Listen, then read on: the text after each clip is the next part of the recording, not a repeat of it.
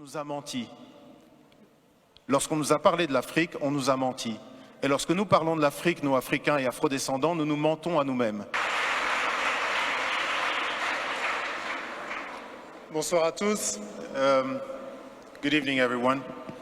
Je vais faire ce petit mot d'introduction en français. Voilà, c'est fait. Aujourd'hui naît Incarnation. Incarnation aurait pu s'appeler Initiation. Et Incarnation démarre, vous allez le découvrir ici en rentrant, sur un constat qui est fort, sur une déclaration, une affirmation qui est très forte. On a parlé à l'instant de cette carte renversée. En fait, les cartes pré-Mercator, beaucoup de cartes représentent l'Afrique avec le nord en bas et le sud en haut. C'est ce qu'on appelle un point de vue afrocentrique. Et effectivement, la Terre, c'est une sphère qui flotte dans l'univers. Et dans l'univers, il n'y a pas de haut et il n'y a pas de bas. Et moi, je considère effectivement que ce n'est pas anodin le fait qu'on ait choisi que l'Europe soit en haut et l'Afrique soit en bas. Deuxièmement, Mercator, ce géographe de la Renaissance, a décidé, pour essayer de développer et aider les lignes maritimes, donc en faire des lignes droites, décidé de projeter ce qui est un globe en 2 dimensions sur une carte. C'est les cartes qu'on utilise toujours aujourd'hui. Et le problème, c'est que mathématiquement, quand vous faites ça, vous devez choisir un point de référence. Le point de référence détermine en fait quelle partie sera la mieux représentée ou la plus grandement représentée et laquelle souffrira.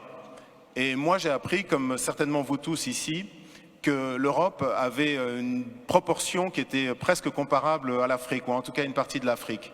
La réalité, lorsqu'on regarde en termes de superficie et de kilomètres carrés, l'Afrique peut abriter la Chine, l'Inde, l'Amérique du Nord, l'entièreté de l'Europe de l'Est, plus quelques autres pays.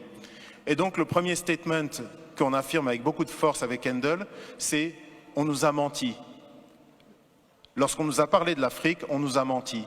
Et lorsque nous parlons de l'Afrique, nous, Africains et Afrodescendants, nous nous mentons à nous-mêmes. Et je voudrais, dans ces petites clés, vous donner quelques éléments. La première clé que je voudrais vous donner, c'est ma réaction il y a quelques temps. J'étais en train de passer du temps avec mes enfants et je regardais la télévision. Et il y a une jeune artiste angolaise qui est brillante, qui est magnifique, une chanteuse magnifique, Perola, qui est quelqu'un qui a tellement de force, de caractère et de conscience, une immense artiste vraiment. Et elle montrait l'Angola, qui a été un pays qui a été détruit par la guerre, et elle est allée à Soyo, à l'embouchure du fleuve Congo. Et à Soyo, à l'embouchure du fleuve Congo, il y a une pierre sur laquelle Diego Cao, donc un explorateur portugais, a marqué donc des inscriptions pour dire qu'il était arrivé là, en 1482, donc 10 ans avant que Christophe Colomb n'atteigne les rives de l'Amérique du Nord.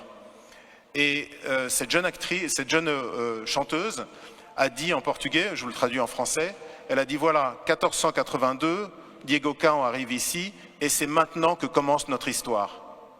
Et j'ai sauté sur place, j'étais vraiment saisi en me disant mais comment est-ce que cette femme qui est une artiste tellement consciente, tellement belle, comment est-ce qu'elle peut penser que notre histoire a commencé le jour où un blanc a posé le regard sur un noir? Et ça, de même que la carte, ça n'est pas quelque chose d'anodin. À un moment là où l'Afrique est obligée de se projeter dans le 21e siècle, à un moment là elle est toujours un réservoir de croissance pour le monde entier et d'enrichissement à part pour l'Afrique elle-même, je pense qu'il faut effectivement que nous, les Africains et les Afrodescendants, mais également, c'est un fait qui s'établit pour le monde entier, que nous arrivions à réfléchir sur à quel point nous sommes orphelins de l'Afrique. Vous savez, ce concept de mémoire fantôme, lorsqu'on vous ampute une jambe par exemple, vous avez une démangeaison où l'orteil vous gratte, mais il vous gratte terriblement et vous êtes absolument persuadé que c'est votre orteil, même si vous savez que vous n'avez plus d'orteil. Et bien c'est un peu ça le sentiment que beaucoup d'Africains finalement ressentent par rapport à l'Afrique, c'est cette espèce de douleur de mémoire fantôme. Et aujourd'hui, cette exposition essaye d'adresser cette question-là. Réapprenons, nous, les Africains, mais aussi tous les gens qui ont un intérêt par rapport à ce continent, à nous regarder. Désapprenons ce que l'œuvre coloniale nous a imposé, qui est un regard décalé vis-à-vis de nous-mêmes et de notre histoire, un regard exotisant, et apprenons à nous recélébrer.